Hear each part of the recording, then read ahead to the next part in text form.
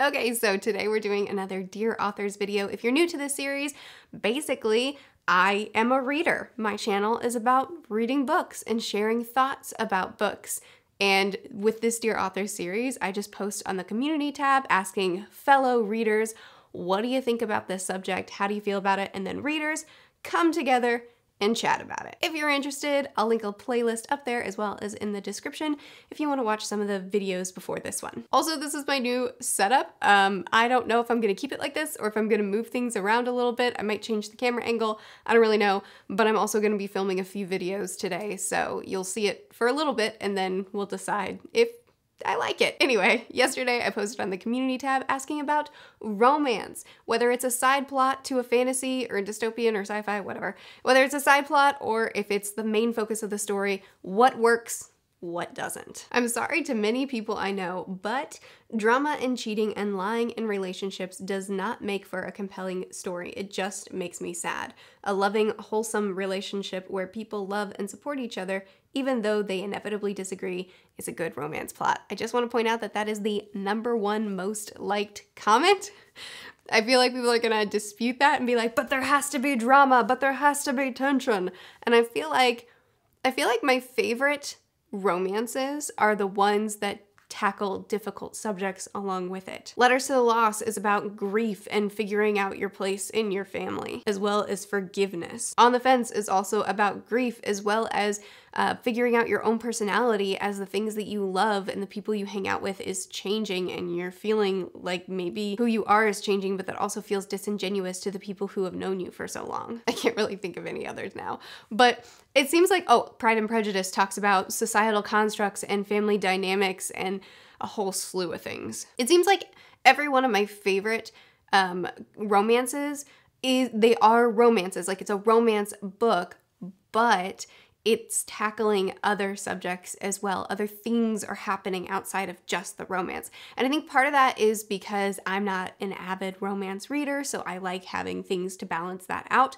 But then the other thing is because then the drama of the book, the conflict of the book, doesn't have to be we're bad at communicating, ain't nobody knows how to open their mouth and talk, or I got cheated on, aw shucks. The conflict of the story can happen outside and that can draw the characters together or create conflict within the relationship due to the conflict that's outside of the relationship. I agree, I don't enjoy reading a romance between two people who are terrible at their relationship and treat each other badly. It's not fun to read. I hate it. And that's a big reason why I don't read very much of the romance genre, is because it's so focused on miscommunication tropes, cheating that's romanticized, and it's not cute. It's not fun to read. I hate it. But the romances that I tend to love are the ones that create conflict without just making them mean to each other or really bad at being in a relationship with each other. Not to say you can't have flawed characters. Everybody's bad at relationships sometimes, and there's nothing wrong with that. There's nothing wrong with people making mistakes and having to forgive each other. But if your main conflict is that they're mean to each other or that they treat each other poorly or that they don't know how to open their mouths and talk, it gets really stale really fast. Dear authors, just because male and female are in a room together doesn't mean they have to bone, especially if they have no chemistry and are enemies and are currently trying to kill each other. I mean, hard agree. Shall we talk about Clockwork Princess? No, because it's spoilers, but also what was that scene? Yeah. It's bad stuff. I don't think I read this very often, but I do agree that it's horrible. The plot of almost all romance stories are off to me. I like to use what I've heard of as the Danny Devito rule.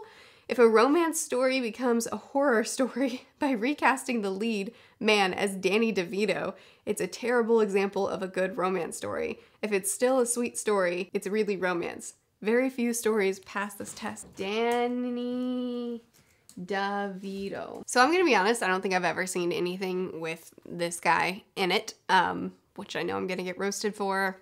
Sorry. So I don't really understand this. I'm sure you just made a lot of people laugh, but I still get the principle of it, and I agree there have been many romances that I read, and I just think, how is this romantic? This is either abuse or really close to it, and it's horrible and I hate it. The Duke and I is a great example of that. Please don't force a relationship for every single character for no reason, if it's not necessary to do it. Not everyone desires a relationship. Also, please don't romanticize an unhealthy relationship. It's not something we should be looking up to.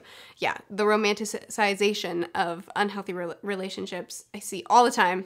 I hate. And I agree, I don't like the coupling up when a book ends and then everybody has to find their somebody. And it's not even just that not everybody wants a relationship, which is that's true. But also not everybody needs to end every single stage of their life by coupling up. I've gone through some really traumatic experiences and I've gone through some really wild adventures, and I've had some major life events that happened in my life that, I don't know if you guys think this way, but if I were inside of a book, I can name the sections of my life that would be the beginning and the end of the book. Like, that's the book plot because it's exciting or it's terrible or whatever. And depending on which section of my life you choose, that would determine what genre we're reading. Do you guys think like that? Am I just, we won't talk about it. Anyway, my point is, most of those sections of my life that could be put, that if my life were a book, like that's where it would be. Most of those sections of my life didn't end in me coupling up. And that's the way I think about books. Most books aren't a life story. Some are, but most aren't. Most are a section of someone's life. And you don't have to, just because they didn't find their person now, and I'm not even just talking about main characters. There are some books that couple up everybody that you've even seen in the book for a minute. Every side character, the random people that didn't even have any lines, everybody's gotta find somebody. And it's just like, why? Just because they didn't here doesn't mean they never will. It's like you think that they're gonna be alone forever if the plot doesn't end with them with their happily ever after, romance-wise. I don't understand it either. I don't understand why every book has to end with coupling up. Not every book does, but you know what I'm saying. Abuse is not romance. Just don't do it. I feel like this shouldn't have to be said, and yet, let the guy have a personality. I hate it when the guy in relationships' whole personality revolves around the girl. You know, this is something that we haven't talked about yet in my Dear Author series, and I think that this is something that we should discuss because we've talked plenty about women being written poorly. You've got the not like other girls stuff. You have a lot of times in fantasy, especially classic fantasy, women are nothing but a prop to either be raped or the romantic interest or sexualized in some way without any sort of agency. Just in general, women being written without any agency is a common thing. And frankly, it's a common thing with male writers as well as female writers. I think the majority of the time that I've read Not Like Other Girls, it's been written by a woman. But there is the other side of it, and that's that sometimes men are written really poorly too. Especially in a romance. It seems like the man is only written as the perfect love interest to the woman, and he really doesn't have any sort of personality or agency beyond just wooing her nonstop. And I honestly don't get it because a person without any sort of agency is not someone I would fall for. I mean, you could be the most romantic person in the world. You could shower me with gifts, but you could say all the right things and I'm still not going to be attracted to you if you're a shell of a person that just says all the right things and does all the right stuff, but you're useless. And I think a lot of times in a romance, the love interest can be written that way too, where they're just the person to fall in love with, but they don't have any actual characteristics or tendencies. They don't have any hobbies. They don't have any interests. They don't have any conflicts of their own. They're just the person to be fallen in love with. That was bad grammar. Maybe this is a bad video for me to do because I'm like cold-hearted. It's tiresome when every good, strong, beautiful friendship has to become a romance. I'm not against romance, but why can't people have strong connections between them without being attracted to each other? You have no idea. I mean, you obviously do. First of all, friends to lovers is my very favorite romance trope. So I'm not against friends becoming romantically connected, but I'm the type of person that I have as many male friends as I do female friends. And speaking from personal experience, even as a YouTuber, I can't have a male friend on my channel without people coupling us up and shipping us and saying they hope that we get together, even though my husband's in the video. And frankly, it's a really disturbing mindset that two people can't be just friends. This idea that you have to sexually or romantically want someone in order to want to be in the room with them or have a conversation with them is really frustrating. It's disrespectful to the friendship and it's disrespectful to my marriage. Now I'm just talking about me, I'm sorry. Anyway, back to the topic. I think that friendships are one of my favorite things in the world to read in books. And having two people be genuinely great friends, like they know each other well, they love each other deeply, and there's no romantic connection between them is not only incredibly healthy, but so beautiful to read. And there's this incessant coupling up that both authors and readers tend to do that I don't like. I don't think there's anything wrong with seeing two people and seeing their chemistry and thinking, man, it'd be cool if they'd get together, but not being able to see two people have a relationship without thinking they should kiss, I don't think is a healthy mentality. And I wish really strong friendships were put on display more, because I don't like the idea, like it's not a fun feeling seeing someone and thinking, wow, you're really cool, I'd love to get to know you better. And then as soon as they find out that I'm married, they no longer want to talk to me. It's not great knowing that my value to this person begins and ends on if I would make out with them. And it's really cool when in books, we see that on display where people are capable of having healthy and strong friendships with people without it being sexualized or romanticized. Okay, I think I did a bad job. I really just went into my personal irritations instead of talking about books with that one. Sorry. I want to see more tender, settled, comfortable, romantic. Wow, I read Tinder and I thought Tinder like the app, but I think that's spelled differently. I want to see more tender, settled, comfortable, romantic love, especially in fantasy. I'm tired of fireworks. Have you noticed how it's your Facebook friends who are always making fireworks posts of romantic getaways and candlelit dinners who are always breaking up? Real love is about companionship, not expensive cruises and spicy sex. Not that these should be absent, of course. It kind of depresses me how authors seem so often unable to make regular love interesting or endearing.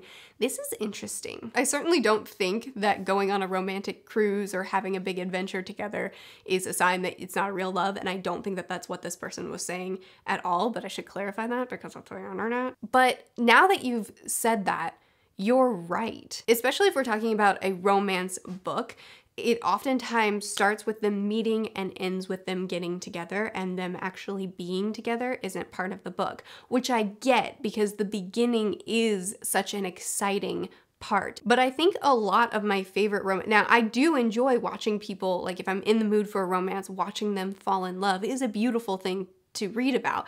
But I do think that some of my favorite relationships are from books where the characters are together and I see them in a committed relationship, making sacrifices for each other, loving each other, being there for each other. That actually is my favorite thing to read, because it's not just about the big romantic gestures. It's not just about, I would run through an airport terminal for you and tell you to stop the plane, or I don't really know. But it's not these big romantic cheesy gestures. It's about being someone's biggest fan and biggest help. I'm gonna be real with you guys for a second. My channel would be nowhere near where it is now without Corey. I'm the one in front of the camera, but Corey's the one that sets up my lights, and he's the one that did the research on the camera, and he's the one that makes sure that all the settings are always correct and making sure that I have the best production value possible, because he really cares about my channel because I care about my channel. He's the one that helped me get set up as an audiobook narrator. He's the one that suggested that I have my own office so that I have a creative workspace so that I can really be working at these things that I'm passionate about. And that's not to say that I can't do things on my own, but to me, the greatest love is the person that day to day genuinely cares about your passions, cares about your life, and wants to walk through that with you, and in the little day-to-day things makes their life not only about themselves but about you. And then of course, if it's a healthy relationship, you're doing the same for them, and you're looking out for each other, and you're doing life together because you care about doing life together. To me, that's so much more romantic than these big grand gestures. What true romance, real love is how you do day-to-day life together, and how you build a life together, and how you choose each other every single day. I may cut that too. a little bit too cheesy. But just to be clear, I'm obviously not saying that big romantic gestures should not be in books or that you shouldn't see people get together and then the book ends there. I'm not criticizing any of that. I like reading that sometimes. I'm just agreeing with this comment that the other side of things is really, really romantic too. After you've been married for 6 years, life is still awesome. Dear authors, don't use 50 Shades of Grey as inspiration for your romance story. I've never read it. I have no comment. But that was a really funny comment. Okay, this is actually a really great comment to follow up the last one. If you want to write about two characters falling in love, please don't wait for the last pages of the book/series to put them together. We want to see them interact as a couple through the story and the plot.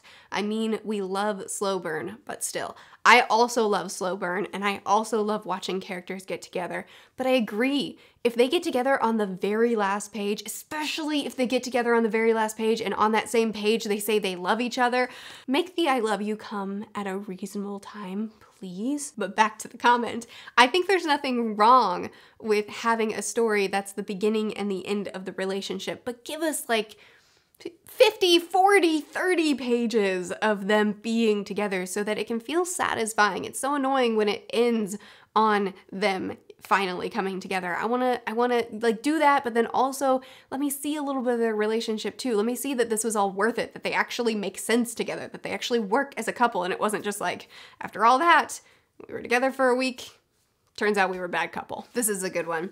When the ex-girlfriend or boyfriend is made to look so bad, like they were the whole problem in that relationship. Now they are on the way of our main character to get a romance, so they're pictured as the bad person. They could be nice. The love interest could still respect the ex if they were together 5 years. Looking at you, Anna and the French Kiss. Also, cheating, mental and physical. Still looking at you, Anna and the French Kiss. Okay, Maria, we should hang out sometime. I think we'd be good friends. So Anna and the French Kiss got 1 star from me. Absolutely hate that book. And there's a lot of reasons, but she really summarized it quite well. Especially because in this book, the girlfriend was actually really sweet and kind and trusting and wonderful, but we're made to hate her because Anna hates her for no good reason other than she wants the girl's boyfriend. I'm not even gonna go on that rant, let's just move forward. But there are tons of books that I read. I read this in thrillers a lot for some reason. There are tons of books that I read where there's cheating that happens, whether emotional or physical, which it was both in Anna and the French Kiss, but whether there's emotional or physical cheating happening, a lot of times it's justified in the book or the movie or the show because the ex or the soon-to-be ex is actually really bad, so it's fine that they're cheated on. But it's not. Break up with the person and then kiss the other. Why do you have to do it out of order? It's not that hard. If you're unhappy here and you think you'd be happier there, there's a simple solution. And cheating ain't it. I don't care how mean and cruel and awful that person is, break up with them. Don't cheat on them. It's not that complicated. I could be really into two characters together, like I could really want them to get together, but if they cheat and it's made to look romantic and justified, I'm not gonna like them as a couple because they suck. Please can the guy have more of a backstory than just dark past and doesn't like talking about it. Give him some personality. Give us something for us to fall in love with him instead of just the protagonist. Like when the author gives the guy love interest some quirky traits, or if they just write about them more without only saying things about the feelings between the characters. Okay. So this is kind of similar to something that we've already discussed, but I wanted to say it again because I want to kind of go off of the first bit. It doesn't matter who the love interest is. A lot of times they will have this, well, I guess it's the bad boy trope, but it can be done for anybody. They have this dark, brooding past, and that's why they're mean to the protagonist. And there's really no reason for the reader to actually like this person because they do nothing but insult and tear down our main character.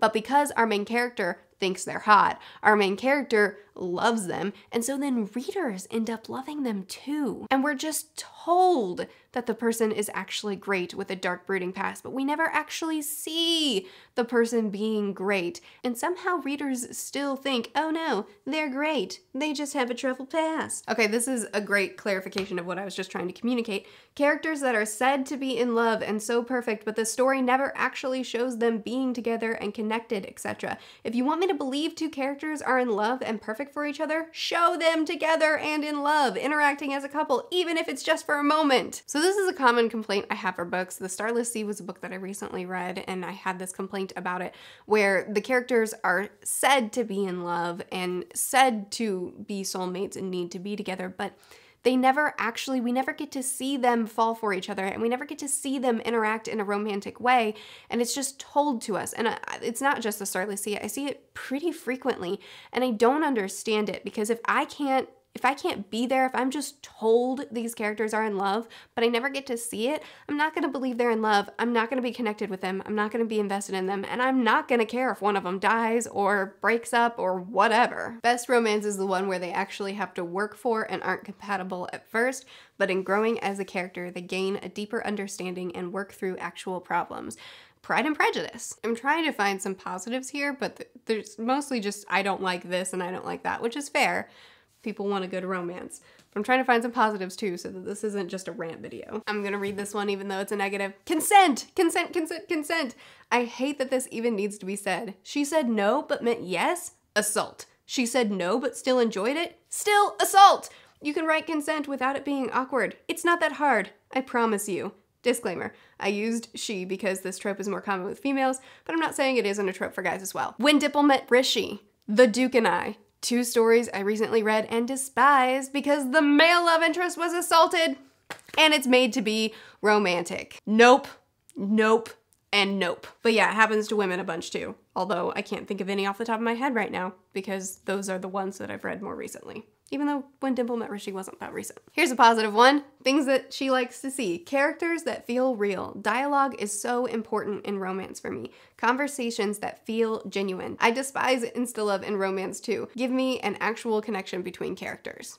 100%. Ooh, here's a good happy one. I love it when a couple has excellent banter going on. If you can make me as excited for a conversation between two characters as for a fight scene, your story is instantly above 90% of other stories out there.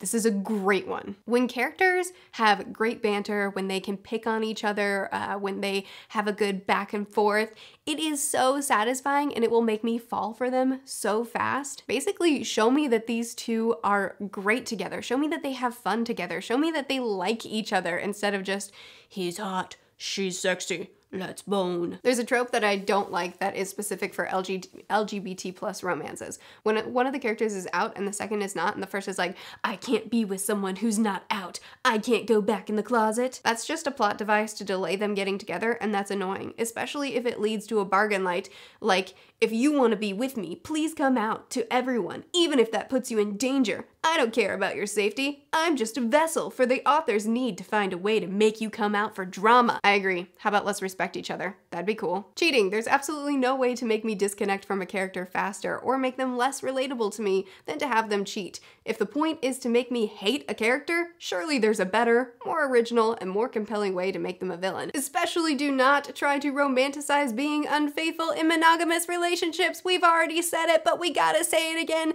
because it's my least favorite trope ever. Okay, I've gone through almost all these comments now. I've selected a couple more that I thought were really, really good. So we're gonna end on those and then we're gonna do a sort of summary like we've been doing. Unpopular opinion, but depicting an unhealthy relationship is okay. Have toxic pairings. Put characters together that have no chemistry, but don't make them endgame. These things happen in real life, so it's fine to write them. Just don't romanticize or force it. 1000% agree. I love a true partnership. I really enjoy when a couple works together really well and they feel like a genuine team. Chef's kiss. How do you do that? Like that? Great romance in novels shows not only the exceptional and wonderful moments of a relationship, but also the little things, the everyday life, and those little gestures. This truly makes me enjoy a fictional romance. Okay, I'm gonna wrap this up because I've read through most of it and this video is getting really long. But again, I passed over a lot of the repeated comments so that we could try to get as many original thoughts in here as possible. But the things that were constantly repeated was don't make the main character or the love interest bland. Give them both personality, give them chemistry, show them interacting, show them not just falling in love, but show them having a friendship and a relationship and working together and not just, they're hot, Romance! People are looking for chemistry beyond just that romantic spark. People are looking for the day-to-day little moments and the conversations and the joking around and the little moments too, not just the whirlwind, we're in love, let's make out. Tropes that were repeated a lot. Insta-love, cheating, miscommunication. These are things that people were really not liking. Pretty much the thing that was repeated over and over again in the positive was just getting more chemistry between the characters, getting more conversations, getting more real life interactions, and not just the whirlwind romance. I want to be clear because there were quite a few people talking about the day-to-day moments and the after they're together and that sort of thing. So I want to be really clear that having a story, even though I've already said this, having a story where it begins with them meeting and it ends with them together, this is not a bad story. This is not a bad setup. I enjoy reading these. People enjoy reading these. Most of these comments were really more just about here's something new and fresh that I don't see enough and I want to see more. But it seems like people are getting really tired of just having really toxic, unhealthy, mean, bad relationships and making them look pretty. I know that some readers still love that stuff. I honestly don't get it at all. I'm not really sure how good this video was, but hopefully you got something out of it. Hopefully y'all had fun discussing this with me. I'd love to keep chatting with you about it in the comments. What did you like? What don't you like? What do you agree with? What do you disagree with? What are your favorite and least favorite things about a romance, whether it be a side plot or the main story? I post videos every Sunday, Tuesday, Thursday, and Saturday. I'll see you guys again soon.